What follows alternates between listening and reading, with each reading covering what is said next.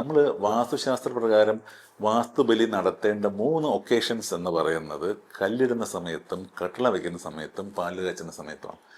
ഗൃഹപ്രവേശത്തിൻ്റെ സമയത്തുമാണ് ഈ 3 തവണയാണ്. അപ്പം ഇത് നമുക്കൊരു ബുദ്ധിമുട്ടായതുകൊണ്ട് ഇതെല്ലാം കൂടെ ഗൃഹപ്രവേശ സമയത്തേക്ക് നമ്മൾ മാറ്റി വാസ്തുബലി. പക്ഷേ ഈ വാസ്തുബലി കട്ടിള വയ്ക്കുന്ന സമയത്ത് നടത്തണം എന്ന് പറയണമെങ്കിൽ എത്രമാത്രം പ്രധാനമാണ് ആ സമയം എന്നുള്ളതാണ് നമ്മൾ ശ്രദ്ധിക്കേണ്ടത്. പക്ഷെ ഇതിന് യഥാർത്ഥ വിധി എന്ന് പറയുന്നത് കൃത്യമായിട്ട് കട്ടിള ചെയ്ത് പൂർത്തിയാക്കി അതിനെ കട്ടിളയെ അലങ്കരിച്ച് നല്ല വൃത്തിയാക്കിയതിന് ശേഷം പൂജ ചെയ്യുക. പൂജ ചെയ്യുക എന്ന് പറഞ്ഞു കഴിഞ്ഞാൽ അതിന് വിധിപ്രകാരമുള്ള പൂജയാണ് നമ്മൾ ചെയ്യുന്നത്. വിളക്ക് കത്തി വെച്ച് പടുക്കയെല്ലാം വെച്ച് കട്ടിളയെ ഒരു ഒരു നമ്മുടെ വീടിൻ്റെ പോസിറ്റിവിറ്റിക്കുള്ള ഒരു ഡോറാണ്.